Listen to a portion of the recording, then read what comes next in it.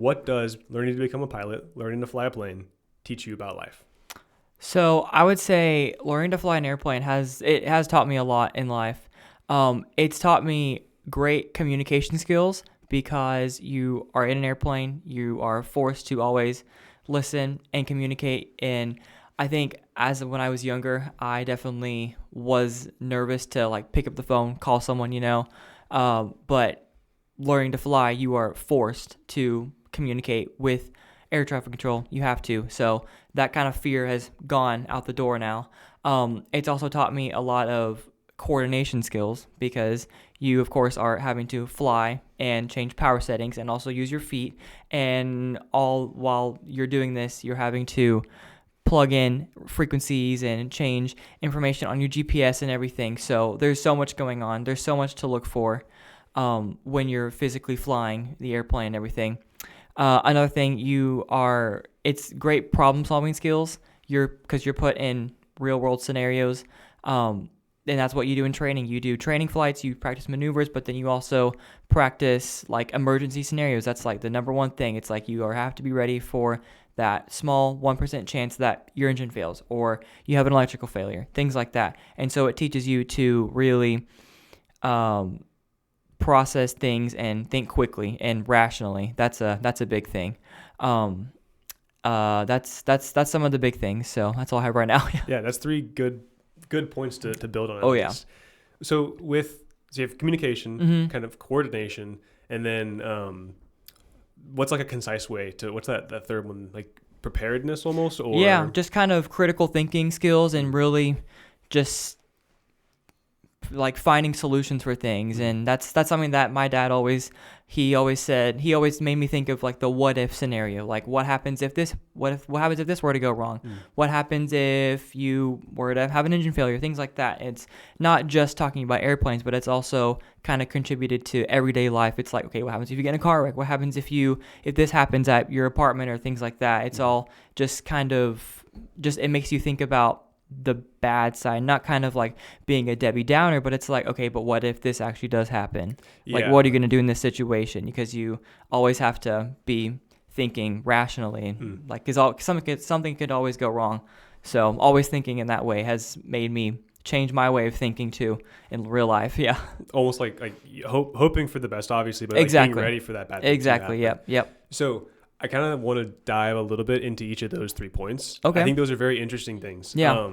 And so expound a little bit on communication. Like a lot of people that are listening probably have never flown a plane. Yeah. Maybe you've never even seen a cockpit. Right. And so maybe actually even start with the coordination. Like why is it so coordinated? You said, power control. You're putting in all sorts of like what parts of your body are you using? Like explain just a very brief like Spark Notes.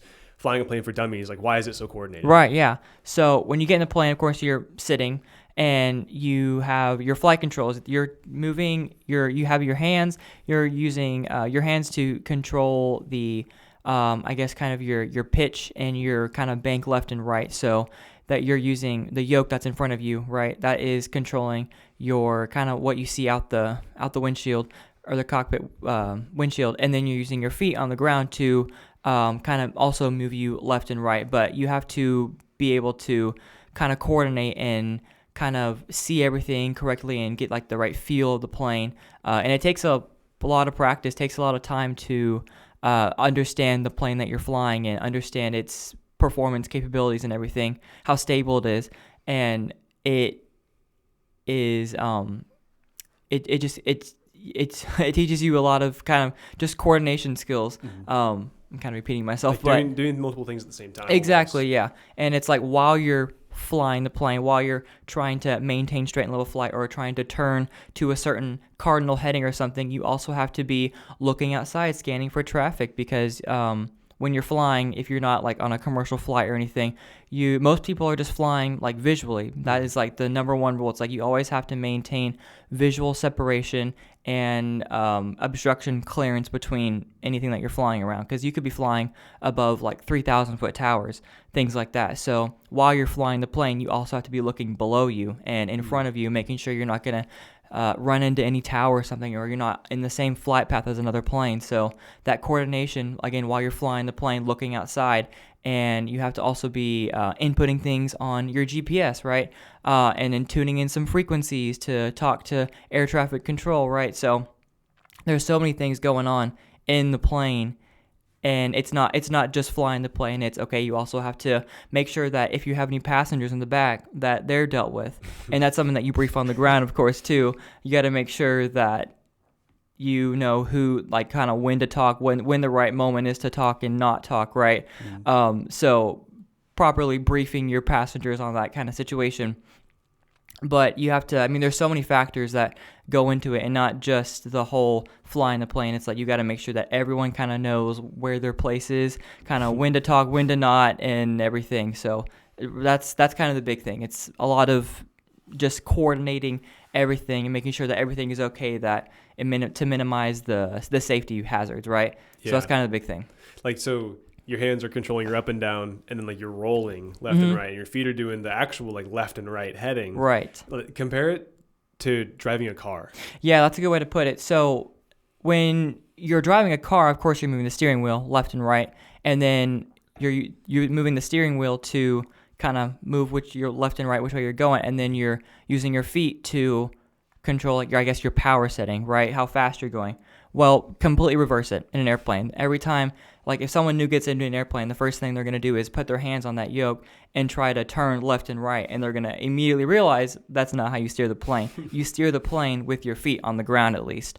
And so that's kind of the big thing when people are learning. It's like you have to almost like sit on your hands to just control the plane, right?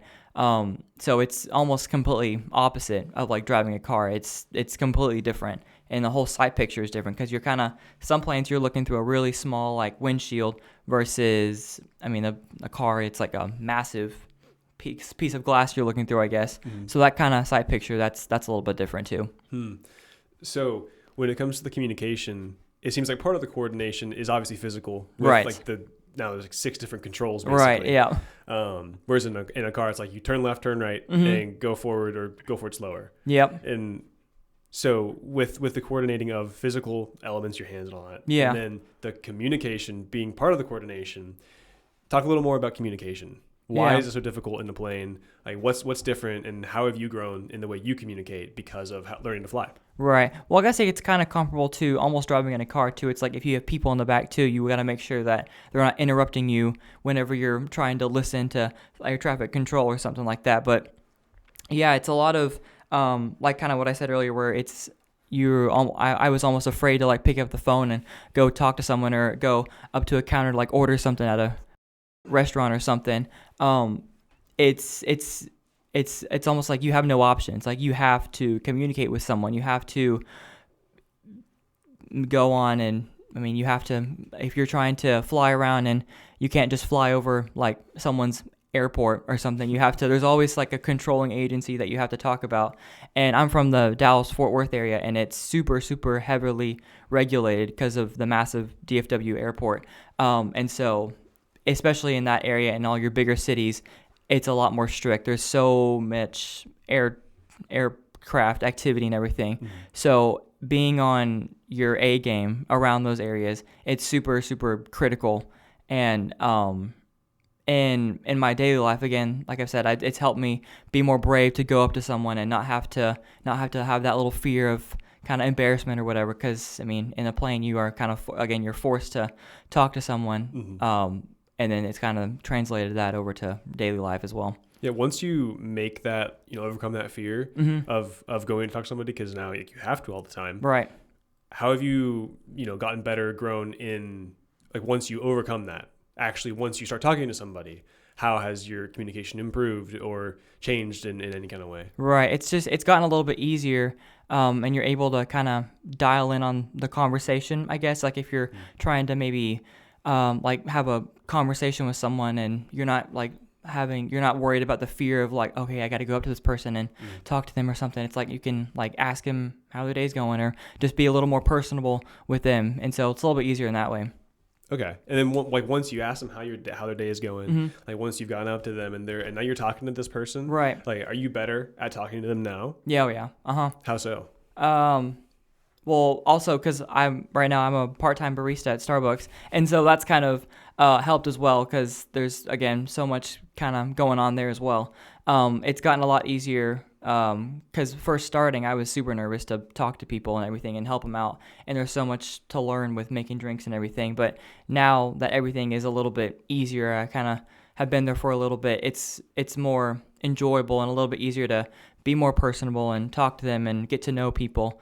And so it's enjoyable to get to know people. I get that. Mm-hmm. Have you found that it makes you more efficient at communicating, like getting your ideas across in fewer words than before? Yeah, I think so. Yeah, it still kind of takes some practice as well because coming back to an airplane as well, it's like when you are in an area that you kind of fly around where you kind of know what things to expect, and so it's a little bit easier, a little more efficient when you fly through an area where you know you're going to get kind of told to go this way or this area. But if you're flying in an area where you have no idea where you're going, or then it's a little bit more difficult. You kind of have to have some expectations, but be ready for something else to go, something else to happen or whatever. Mm-hmm. So got to kind of be prepared for everything. Yeah. So continue that metaphor, like, or maybe use that as a metaphor, like in life, you know, whenever you're having a conversation that maybe you have more often, it's a little easier, right? Mm-hmm. But if you're in some situation that's you're kind of in the dark, or you're flying in a new place, or like, experiencing a new situation, it's almost like you have to be learning on the fly of how to navigate. Like, how do I talk to this person about this thing? How do I communicate here? That kind of thing. I mean, for both of us, right? Like talking with headphones on, you know, on cameras, it's like, this is a little new. Yeah. Right? It's kind of interesting. It's kind of fun. Like figuring out how to get your ideas across. Right. Something I'm really interested in is like how to be efficient, efficiency of words, right? It's like using words to their maximum effectiveness to get an idea across without belaboring the point. Okay. And so something for me, at least, that it seemed like has happened, like when I've flown with you, is you have to talk to air traffic control, right? And you have to say like exactly what's happening and not like any more, basically. Yeah. Like you give them a very specific order of things, a very specific like subset of information, and that's it. And then they give it to you back, and like you could maybe ask them to repeat it, right? But like you gotta be paying attention. Oh yeah. So like have you seen that be applied like in your life outside of it, like that practice of get the information across the first time and hear the information the first time? Is that something you've seen happen? Yeah, a little bit. Yeah. So like you were saying, yeah, it's like in the cockpit or when you're talking to air traffic control, you have to, it's like we call it the 4W. It's like you will talk to them about who you are, where you are, what you want, and like where you're going to go, right? Mm-hmm. And it's especially in the air traffic control kind of air aviation world, you want to keep things to a minimum. Say what you have to say, and that's it. Don't elaborate. Don't stall or anything. Mm-hmm. Just get your point across and then move on. And then they'll do the same right back to you. But yeah, I'd say that's definitely helped me be more efficient instead of having to kind of blabber on about everything and be worried about all that. It's, yeah, just kind of get the point across and move on, because I think some people have like a short attention span too. So it's like, okay, just get the point across and move on with it. So especially today. Oh yeah. Attention spans. Right. That's a funny point. Uh-huh. Yeah, I mean, I think it's really cool that, something like flying a plane, like learning how to pilot an aircraft can teach you things about your life. Right. And going to the third point you kind of mentioned about kind of the emergency preparedness, the like considering critical thinking of every situation. So that I think can kind of obviously, change your life and the way you think about things and situations. I'm curious maybe if you have specific examples, like one or two specific examples. And then I do have another question about it that I want to dig into. But do you have any examples that you can think of at least of where you've seen that actually happen in your life?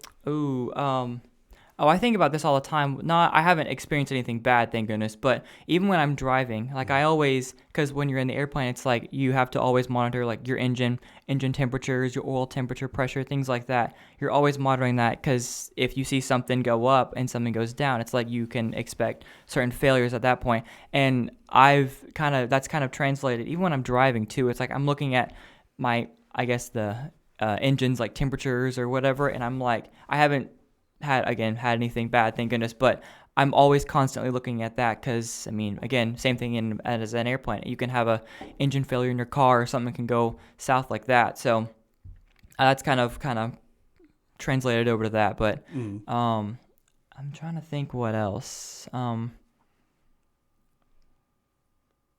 can't think of anything else right now. But if something pops into your mind, just like say something. Yeah. But with that, like being ready for something bad to happen, for you, like, you know, always kind of being ready. Unfortunately, nothing like really bad has happened that you've needed to be ready for, but you're ready for those things. How do you like go through your life being ready for bad things to happen, but not letting that affect you and like becoming a very negative person or becoming a very like hopeless person, like being so ready for bad things to happen? Okay. Where does that, you know, how do those wires not cross? Yeah, I know what you mean. So, yeah, it's kind of like, again, yeah, you want to like live in the moment, have a good time, but it's also like, okay, if you see something, it's like, okay, keep that in the back of your head.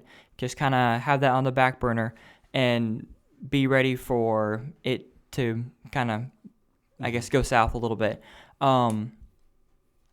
Yeah. I'm blanking right now, sorry. No. How do you like think about that? I mean, you wake up in the morning, like, are you just instantly like, okay, I might fall down the stairs walking down like from the apartment, or like whenever you're living your life, like how are you ready for those things, but not just like constantly mulling over them and thinking about the bad stuff all the time? Yeah. Because like for me, I kind of feel the same way, where, you know, like living ready for those things. Like whenever I'm driving, I was like, I'm looking at every single car around me. I'm looking 5 cars ahead. Okay, yeah. I'm looking in the rearview mirror, it's going to be 3 or 4 cars behind me. Because like there's a bunch of people that don't know how to drive that are driving, but they're not very good. They're not very skilled, and like they might do things you don't expect. They might not be paying attention. They may be on their phones. And so like being ready for someone to be on their phone and to come over into your lane, or you know, whatever, slam on their brakes in front of you for no reason. Just being ready for that kind of stuff, for me at least, isn't the same as thinking about it all the time and letting it control me. Right. It's more just being aware. So like, you know, going into public places, walking around and like seeing people that maybe they look like they're a little suspicious in the area, is like, okay, like that guy's probably not going to do anything bad. Most people aren't going to do anything bad. Yeah, good like point. He's here, a little suspicious. It's like, I'm just going to remember that guy's here, right? It's not like I'm staring at him and looking at him every 5 seconds, like ready for him to jump. Right. But it's just knowing like, hey, this guy's, you know, hanging out in the back of the store for whatever reason, or like, you know, he's sitting really close to the door of the restaurant, kind of watching everyone go in. It's like, that's weird. But, you know, maybe he's just observing, people watching. Right.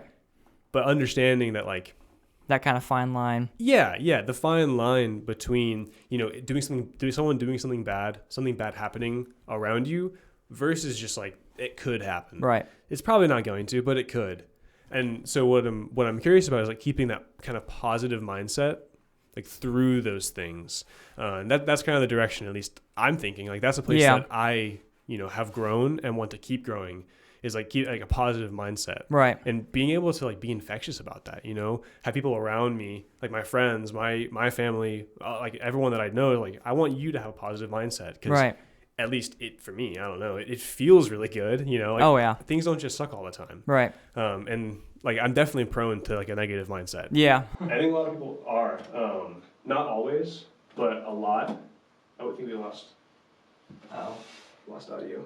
Technical difficulties. There you go. The audio was on battery for some reason, and so now we're good to go. Back hooked up. Yeah, back hooked up, back on the roll. Anyway, just saying, like being able to be infectious with a positive mindset. Yeah. Like everyone around me, because it feels like it's good, and I'm, like I said, way prone to having a negative mindset. Right. And that sucks. Like whenever you wake up, or you know, get in the car and just have some kind of small change even during a day, and like all of a sudden all these negative things flood in. It's like one after the other, like this is going to happen, this is going to happen. Oh yeah. Like I can't believe this happened. You know, something earlier in the day starts to creep in there and you mull over that. Whereas there's usually a positive spin, and obviously there's tragedies, and that's different. And like that's such a different thing. And honestly, I think having too much of a positive spin on a tragedy actually is probably unhealthy. Oh yeah, definitely. And so like not being able to deal with that, like the grief or whatever it might need to be, appropriately, I think that's a huge negative. And so having like an appropriate mindset, I think, is super, super interesting. And the lessons from, you know, whatever you learn in life, whenever you're learning something new, I think there's always a way to apply that into, a growth mindset, really. Of course, yeah. Because that growth mindset is so oriented towards becoming a better person in whatever way, learning new things and adding them into your repertoire of being a person. Like when you're learning a new skill, like there's going to be something there that's going to change you as a person, make you better. And so, yeah, I think it's really interesting that the first thing you said was communication for being a pilot. That makes a lot of sense, I think. Seeing and listening, obviously with the headsets, you talk to air traffic control, like we talked about. That's just like, you're just like rattling off information, like the who, the what you need, where you are, exactly, yeah, whatever the order is. But I think it's really cool you mentioned communication. Yeah. And one of the other things I wanted to ask you about is your experience with language. I can speak 1.5 languages, about 3/4 of English and 1/4 of Spanish. There you go. And then half of like some other maybe in between gamer speak, because I played some games as a teenager. I can mostly speak English though. Mm-hmm. And so you obviously, if you want to tell people like what your experience is with language, like growing up and languages well, you don't have to speak any other languages besides English for us. Good. Okay, good. Don't put me on the spot. Just kidding. Little synopsis, like what your experience is with languages. Yeah. So growing up, I actually went to an all preschool and kindergarten, an all Spanish preschool and kindergarten. It was like full immersion. There was some English, but mostly it was all Spanish. I had a teacher. We called her maestra because that's Spanish for teacher. But that was an incredible experience. My parents, they really not forced me, but they really, really encouraged it at a younger age. Okay, learn a second language. And looking back on that now, I wish I had kept on with it so bad, because even though it was really cool, at the time, I was like 5-6 years old. I didn't really enjoy it too much. I wanted to go to like a normal school or whatever. But looking back on it now, I wish I would have stayed with it, because man, I would be so ahead of like other people or anything, be like fully fluent in Spanish. But yeah, and then after that, I didn't really do much with like Spanish language until high school. Really, I took all the Spanish classes that my high school offered. And then 2 weeks after I graduated high school, I did a 6-week full immersion in Spain. I stayed with a host family, or it was like a host guy, and no one else spoke English really. In Madrid, I did it in Madrid, 6 weeks in Madrid with the host family. And it was the first time I had ever been out of the country. I was terrified. I was alone, and again, I was just kind of forced to mold and adapt to the Spanish lifestyle. So that was an experience. Yep. And on the weekends I would go travel around Spain to some other cities in the area, just learning the culture, learning everything about Spain that I possibly could. And then after that 6 weeks, I came back, worked for a little bit, and then later that year I went back to a different city in Spain, a city called Malaga, which is on the coast, and did another 6 weeks at a Spanish school, learning Spanish and learning the culture. And that was, again, just an absolute incredible experience. It was so awesome. And traveling all over the country, it's a beautiful country. It's so incredible. So that's pretty crazy. I feel like most people don't get that even close to that much. Like just from like your school, most people don't get that much immersion into a language. Yeah. Like at such a young age, at my elementary school, there was like a little bit of Spanish. Right. You would go to Spanish once a week. And so you have very basic level of all that stuff. And then like in high school, you have a little bit, again, super basic. But it's not forced or anything. It's just, hey, you got to take 1 or 2 classes to graduate. That's it. Yeah. Like you don't have to know Spanish to pass those classes. Not really. And so like with you having so much experience, it's like, I feel like you do not give yourself enough credit for what you know. Like you really lived in Spain for 12 weeks out of a year. Right. That's pretty tough if you can't speak a lick of Spanish. And so, that's just super cool. So from your time in Spain, I just have like a fun question for you. What is the best part of Spanish culture in your experience? And what is like the most annoying, the worst thing about Spanish culture? Oh, okay. So I'd say the best part of it is it's so much different. The Spanish culture, it's a very laid back and slower culture. Of course, when you're in the big city of Madrid, it's a big city. Everyone's moving fast. Everyone's got to get to work and everything. A lot more international. But when you get into like the more smaller subsidiary cities, it's a lot more calm and just people enjoying life. It's like they're not on their phones all the time and everything. It's just a little bit different, and it was very refreshing. And the food's great. Love it there. So that was a big like kind of culture shock from being in a big city and then going to the outside cities and it being so calm and everything. I'd say the worst part is that everyone smokes, and so you're getting like secondhand smoke from everyone. I know it's probably not the biggest deal, but like, you're getting secondhand smoke everywhere. I mean, if you don't smoke, that's right. terrible. Yeah. Yeah, it doesn't matter. Smoking or vaping, that's the only thing. Do they smoke inside? Oh, yeah. Oh, gosh. Yeah. People up on the streets, they're like rolling joints and everything. And I'm like... they like smoke? Smoke. All kinds of smoke. It doesn't matter. They smoke it all. Oh, my gosh. If you can light it on fire, you breathe it in. Exactly. Oh, my gosh. That's hilarious. Yeah. Wow. So a much slower culture like that, do you think, obviously besides learning a lot of the Spanish language, like coming back, was it like a re-culture shock, like to be back? And how, if at all, did you change, at least maybe in your mindset or how you live your life? Yeah, because before it was kind of like, because my entire life was like, okay, go. You got to go to college and do everything. But kind of having seen that culture, it's like, okay, slow down, kind of enjoy the moment a little bit, kind of just lay back for a sec. It's okay to take a break every now and then. That it kind of reminded me that you got to just kind of live in the moment and enjoy where you're at, and you can't control everything, right? You just have to kind of let life do its course, right? Mm-hmm. So just kind of that's what it reminded me of that. Yeah. So then you went to 2 weeks after graduation, you went to Spain for the first time? Uh-huh. So talk me kind of through your decision, like you said, not to go to college, to do something totally different that most people don't do, even anything like that. Like, talk me through that thought process, that decision you went through, and how you feel about it now. Yeah, it was mostly I wanted to just travel. I knew I wanted to see the world. My dad being an airline pilot, he kind of, ever since I was in like middle school, I kind of fully understood, okay, he's going to other countries and seeing different places. I'm like, that's the coolest thing ever. I want to do the same, right? And so I knew that after I graduated high school, I wanted to experience that somehow.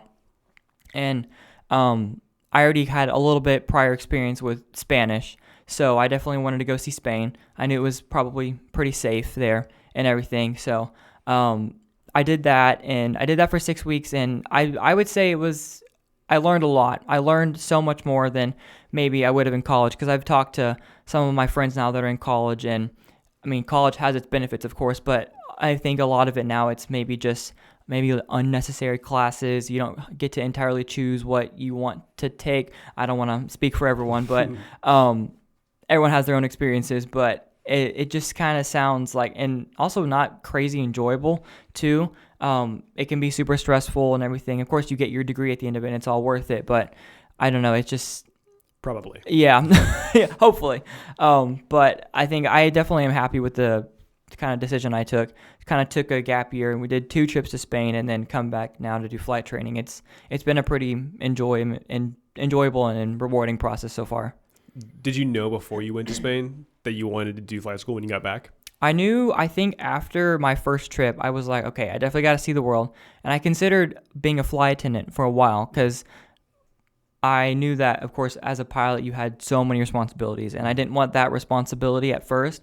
But then after my second trip, I came back and said, okay, yeah, that's what I want to do. I want to go do a discovery flight and just try it out, and then fell in love with it afterward. That's awesome. Yeah. How was your, how was the discovery flight? What was that like experiencing, I mean, really for the first time, like probably being in a very small aircraft? Oh, yeah. Tell me about that. Yeah, so whenever you go to first do your flight training, you have to do a discovery flight just to make sure that you're okay in an airplane, pretty much. And it's just kind of to expose yourself to the aviation world and the small plane world, right? And it is a completely just life-changing moment, because you're used to driving everywhere, and it takes maybe an hour to get like 5 miles, right? So it was such a different just kind of world, because you get to travel so much faster and you get to see, I mean, the world from a completely different point of view. And it was really cool, because then I got to sit up with the instructor. He got to let me fly a little bit. You always get to fly on your Discovery flight. He got to let me take off and land, I think, a little bit with his supervision as well. Yeah. But it just kind of like a introductory, like, okay, this is what you'll be doing. And eventually you'll be landing and taking off and communicating and doing all this on your own. So hopefully you're up for it, like that kind of thing. It's making sure that you know what you're getting into, right? So like being up for that challenge. Yeah, exactly. So how did that compare to previous challenges in your life?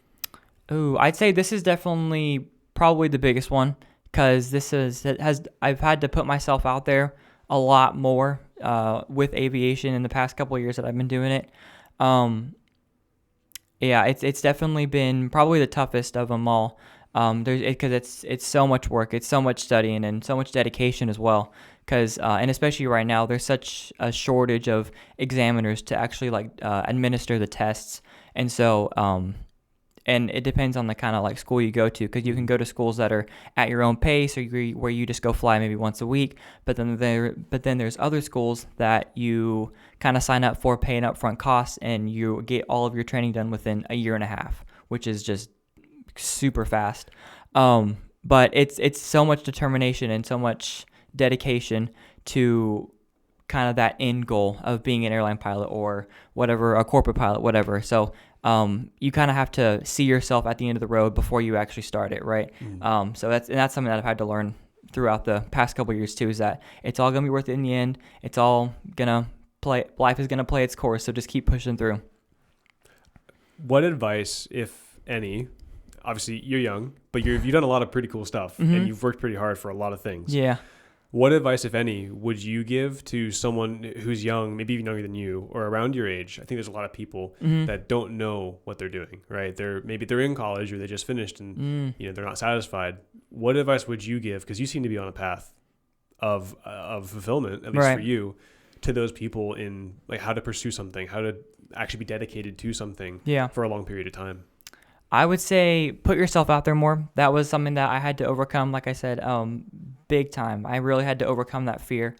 And just put yourself out there and talk to people. I mean, I think so many people kind of feel like they have to go through things on their own, and you don't. There are so many people in this world that want to help you.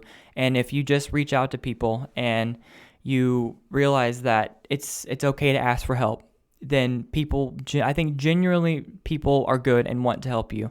So just talking to people who you know and just asking for help is always like the biggest step, biggest and the hardest step to kind of get to where you want. And having mentors is another big thing as well. Like that, the fear of actually asking someone to help you, or asking like, what do I do? Right, because you kind of have to surrender yourself, and it can be a little embarrassing that first kind of question you ask someone, but it's fine. People are gonna forgive you and everything. It's like it's gonna be okay. The world's still gonna spin, right? Yeah. So, and they're probably not gonna care as much as you think. Right, exactly. Like the fear of doing that is so much like worse than actually doing it. Oh yeah, it's all built up in your head and everything. Because like you've probably rehearsed how it's gonna go a dozen times or more, right? And you're just 100% sure they're gonna like laugh at you and call you dumb. Exactly. It's like that never happens. No. And if it does, that's not the right person to ask. Right. Exactly. Yeah, that is cool that you have found that through your experience in flight school. And then, I mean, this is not like a PSA for people to go to flight school. I mean, there's a shortage of pilots and examiners. You can if you want, yeah. It's like, it's pretty cool from, riding with you. Oh, it's pretty cool. neat. But it's cool that you found that through that. And I think being able to find that in whatever you want to do, I think is the kind of the key, right? To this whole thing of life. Absolutely. Finding enjoyment, finding that satisfaction, being dedicated, and being able to see the results from hard work.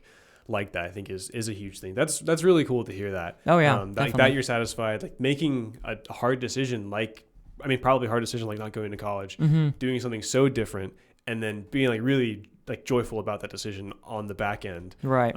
I'm sure if you wanted to, you could be real pissy about it. Like you probably could hate that decision. Oh yeah. If you forced yourself to. Heck yeah. So it's kind of like that positive mindset thing that we were talking about earlier, and I think that's really cool.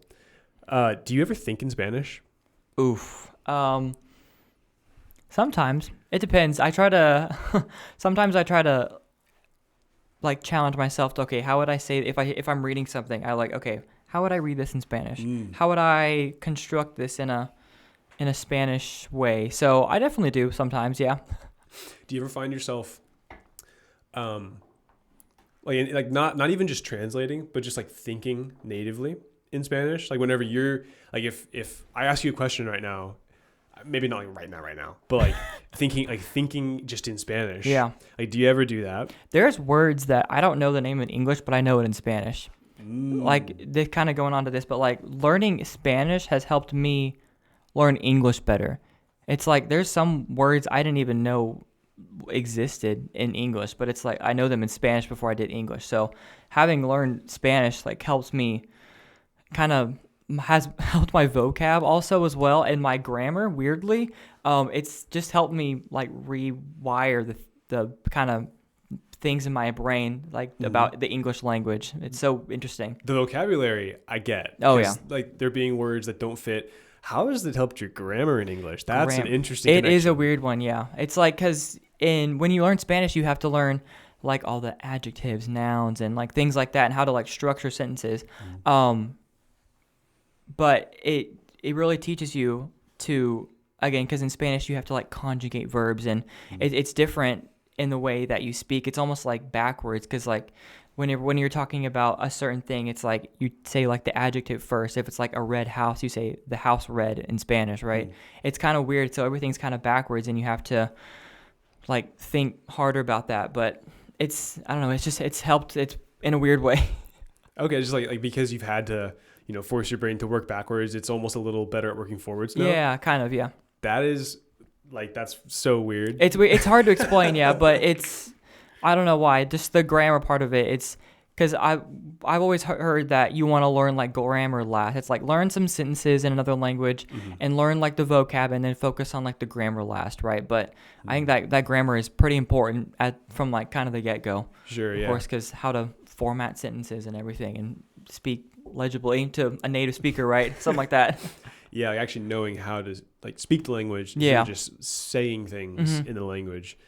There's an interesting nuance there. Yeah. Like being able to just like, because I can read Spanish. Right. And like, I even know a little bit, like if I read something, I can kind of know what it means sometimes because I know a little bit of the vocabulary, but I cannot have a conversation in Spanish. Oh gosh. Yeah. I can have the first 8 sentences of a conversation whenever you meet somebody. Oh yeah. Is like, ask them what their name is, tell them what your name is, exactly, ask them how they're doing, and then tell them how you're doing, and then that's it. The basics of a conversation. Yep. I can ask where the biblioteca is. There you go. I can ask for some beers. There you go. And so like my Spanish is very limited, and so it's cool that somehow you got better at English. Because that doesn't make sense. Yeah. I feel like if you told someone, just like a random person, like, hey, learn Spanish, you'll get better at speaking English, they would tell you you're crazy. Yeah. Because if you learn another language, you're losing space for the first language. Yeah, it's a little weird. So how, do you think that you learned Spanish faster whenever you were actually in Spain? Oh yeah, definitely. Because that whole immersion, it's, again, you're kind of, I knew, because I went in knowing a little bit, because in high school they kind of teach you like the proper ways to speak Spanish, right? But then you get to Spanish and it's like you're kind of taught, not like the street way, but like you're kind of forced just to learn quickly. And so having been there and not knowing really anything at all, it's like, okay, I got to learn how to talk to someone first. I got to get over that fear of going to talk to someone, right? So you have to really, like, you're just kind of forced to. And that's kind of the best way to learn too, when you're forced to do something, because it's like you don't want to embarrass yourself, right? So it's just like you got to kind of go out there and put yourself out there again and just learn as much as you can and from one person, right? Again, it's like that the fear that you build up in your own mind being so much worse than actually doing the thing. And it's like, even if, like, I would go to restaurants or something like that and I would say, okay, my Spanish isn't that great, but this is what I want. And they were like, oh, no, you're fine. You speak great. Things like that. Like, people are really forgiving too, unless you get some nasty server or something, then they're that's just on them. That's but that would have sucked in English anyway, right? It's like if you're talking to that person in English, they would have been a jerk. Exactly. And so it doesn't even hardly matter. Right. Gosh, that is really cool. I'm definitely like a little envious of being able to speak Spanish. Oh yeah. Like fluently. I don't say I can't I don't, maybe not fluently, but I definitely could hold a conversation, I think, and maybe go a little bit further, just like kind of the basics, but not maybe entirely fluent. I'd say maybe like 75%, 80 maybe fluent. But yeah, because there's still some people that, and depending on which country people are from too, I learned like the Spain Spanish. It's like if you hear someone from like Mexico or like Argentina speak Spanish, man, it's just like a foreign language. You have to really like dial in and kind of focus on what they're saying, or say, hey, speak just a little bit slower, please, right? Or, but I'm just more maybe accustomed to like the Spain Spanish way of the language, right? So, but yeah. So do you think how long do you think it would take you just living in Spain to become fully fluent from your like 70-75%? Right. Well, after my first trip to Spain, I mean, just the 6 weeks alone, I felt I could get around and do everything, because I mean, you can talk to as many people as you want or whatever. Like, you don't have, I mean, you can go so long without talking to someone. I mean, it just really kind of depends on how well you want to, or how quickly you want to progress. But I mean, I'd say if you were there for a good year, then that would be it. Then you'd be set, yeah. From zero, or for you think? Probably for zero. That's pretty if you crazy. knew like hola, ¿cómo estás? Like just the basics, then I mean, I'd probably say at least a year. That would be pretty wild. Yeah. They go somewhere, not know the language, year later, come back, you know, like show off to your friends. Like, exactly. That would be pretty cool. Because again, I mean, you are forced to learn, and most people, they will speak English too. But like, even if you have some friends and they're like, hey, don't speak any English to me, only speak in Spanish. Like, just surround yourself, completely immerse yourself in that language, then it really happens quickly. Do you think that way of thinking about things applies outside of language?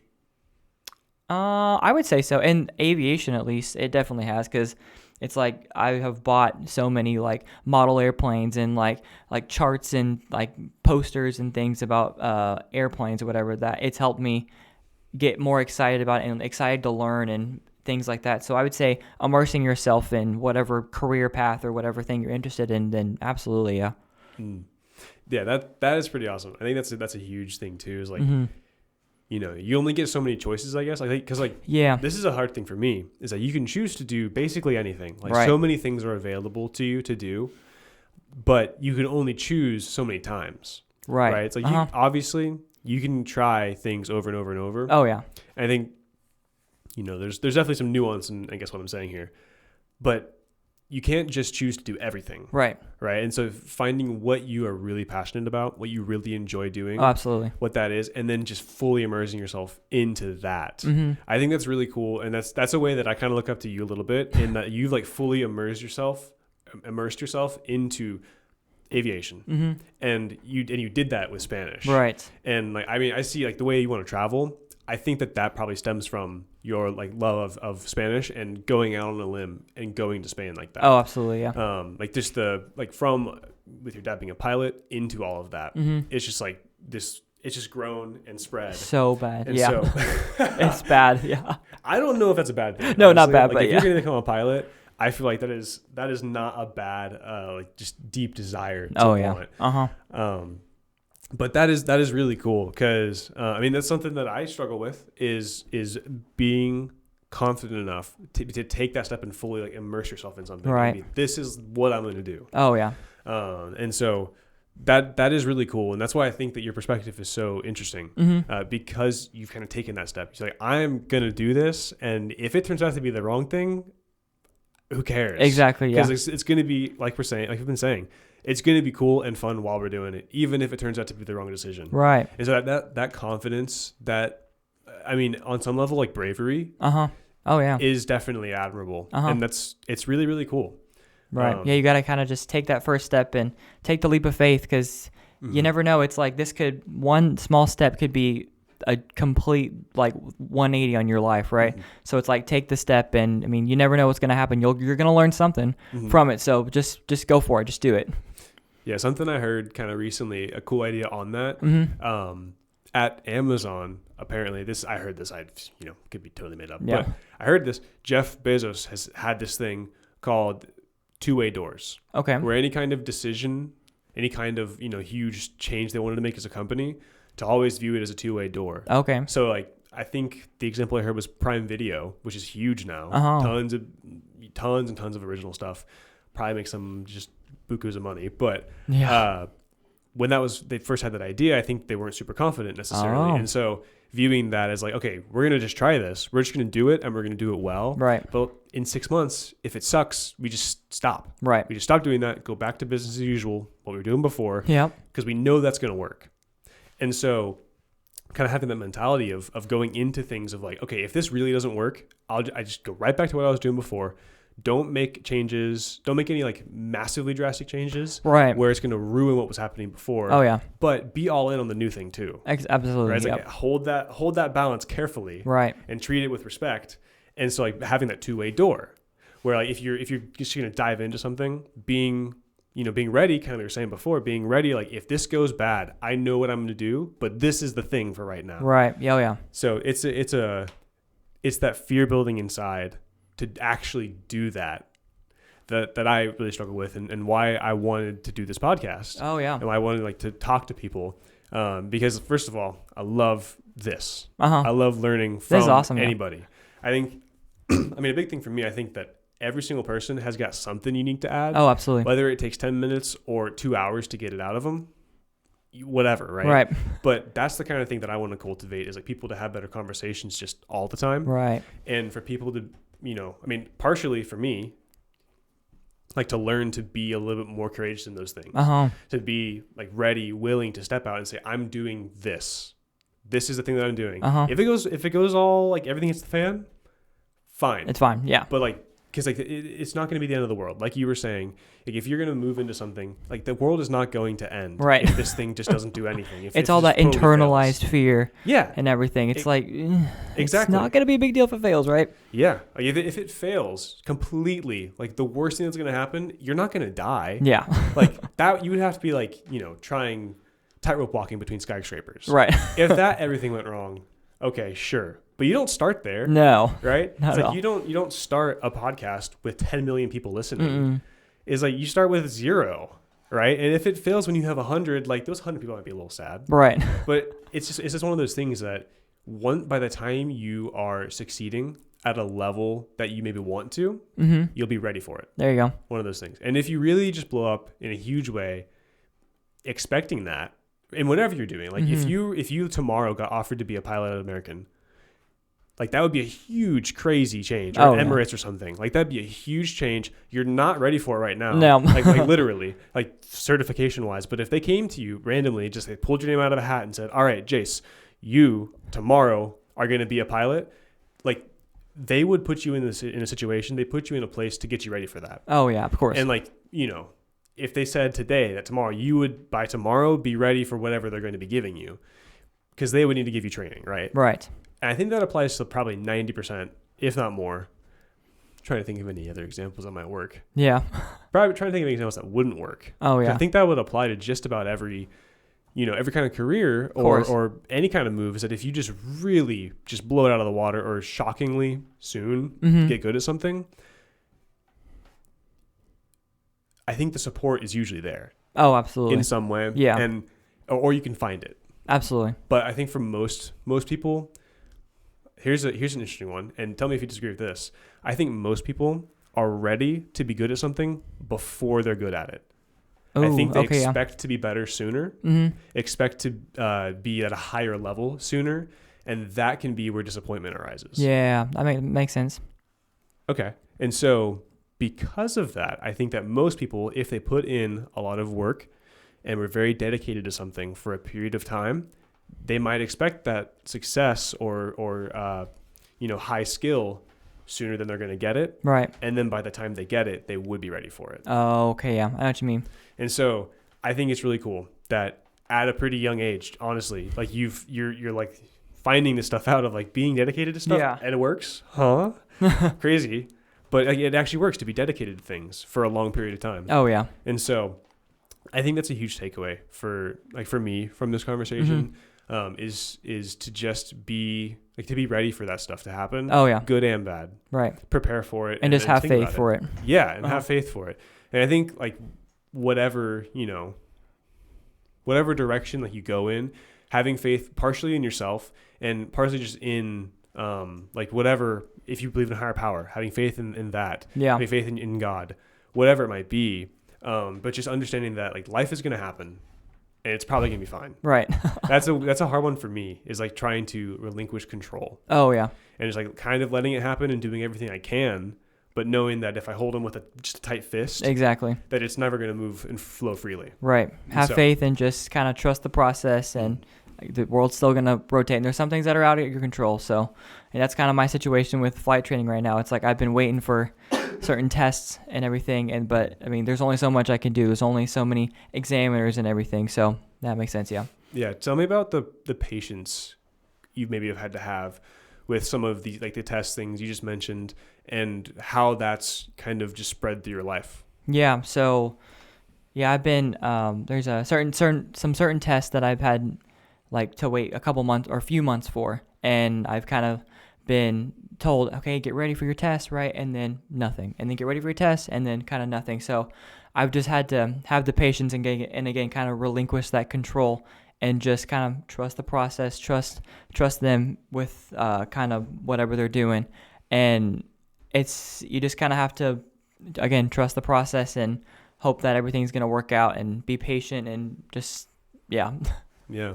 Where do you see the crossover between this like high level dedication to something, but also like social life? Because I think having a like kind of, I mean, from some perspective, of a support network, right? Having friends, but also like you're saying, living that day to day of life and enjoying it. Right. Where do you see the crossover in those things? Because I think you can be too dedicated, right, with nuance and quotations and all that. You can be so dedicated that you ignore like your social needs as a person. Yeah. And if you're really introverted, that might work. But I think you and I are both not particularly introverted. Right. And so where do you see the crossover there? Yeah, there's kind of that fine line too. It's like you want to, of course, put all into your work and everything, but again, you kind of have to, it's okay to take a break. My sister, she's told me that all the time. It's like you kind of have to work hard, of course, and make those sacrifices and do your job and whatever and get through. But then at the end of it, it's like, okay, you have to take a break. You can't just like full speed ahead, just be all in on your work or your studies or whatever. It's like you have to take a break, and go live your life, go out with your friends or whatever. Just go enjoy your life, because that's what we're here to do. Have fun, enjoy our lives, right? So, yeah.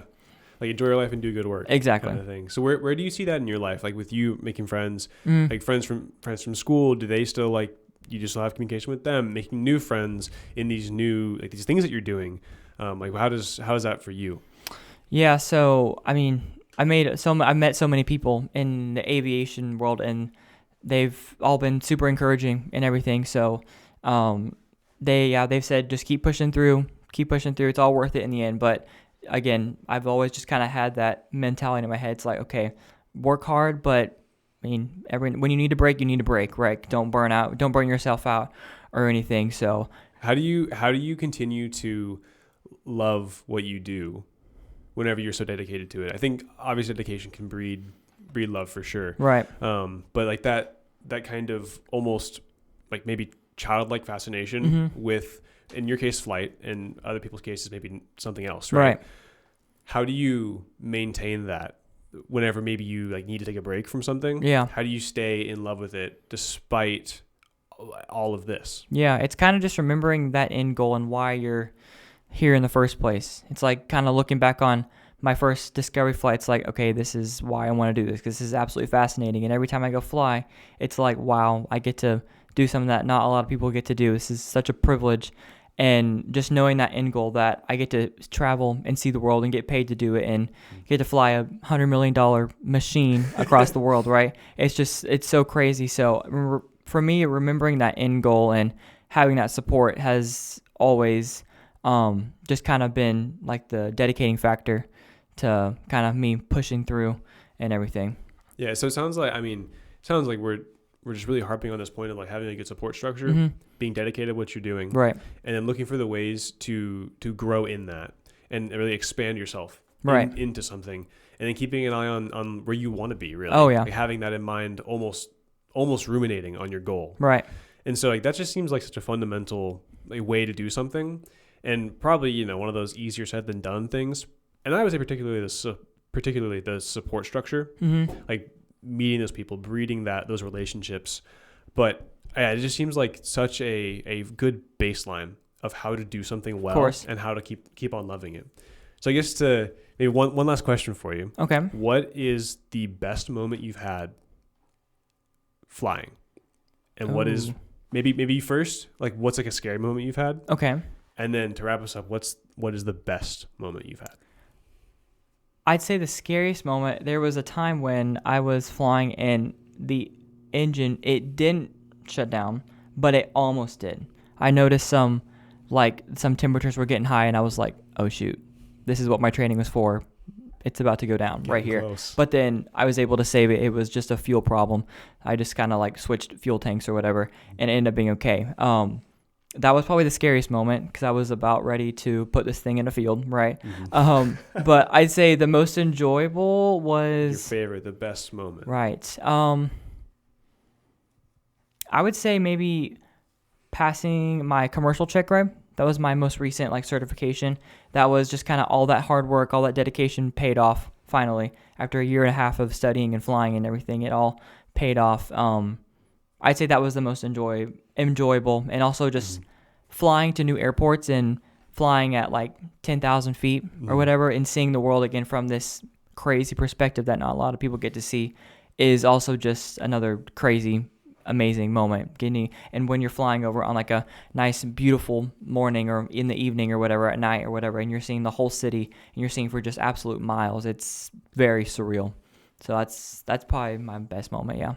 Just being able to have that moment where you just appreciate exactly what you're doing. Just the perspective, like you said, just being able to breathe that. Dude, I appreciate you. Jace Zorba, everybody.